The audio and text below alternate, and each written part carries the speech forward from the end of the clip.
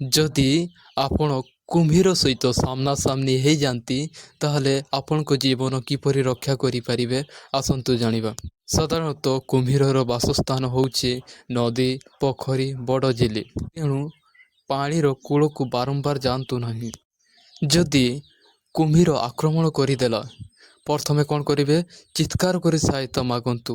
ସେକେଣ୍ଡରେ ହାତରେ ଯାହା ଥାଏ, ଲାଠି, ପଥର, କାଠ, ସେଥିରେ କୁମ୍ଭୀର ଆଖି କିମ୍ବା ନାକକୁ ଆଘାତ କରନ୍ତୁ, କାରଣ ଏହା ଗୋଟେ ସେନ୍ସିଟିଭ୍ ଅର୍ଗାନ୍, ଏହା ଦ୍ୱାରା ଆପଣ ବଞ୍ଚିପାରନ୍ତି।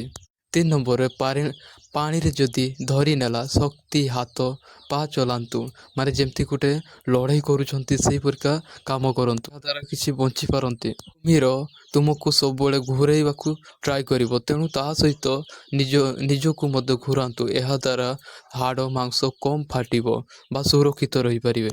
ଯଦି ସୁଯୋଗ ମିଳେ ପାଣିରୁ ବା ଛାଡ଼ିଦିଏ, ତାହେଲେ ପାଣିରୁ ତୁରନ୍ତ ବାହାରି ଯାଆନ୍ତୁ। ଆକ୍ରମଣ ପରେ ତୁରନ୍ତ ହସ୍ପିଟାଲକୁ ଯାଆନ୍ତୁ ଏବଂ ଗଭୀର ଆଘାତରେ ରକ୍ତ ପ୍ରବାହ ରୋକିବା ପାଇଁ କପଡ଼ା ବା ବ୍ୟାଣ୍ଡେଜ୍ ବାନ୍ଧନ୍ତୁ।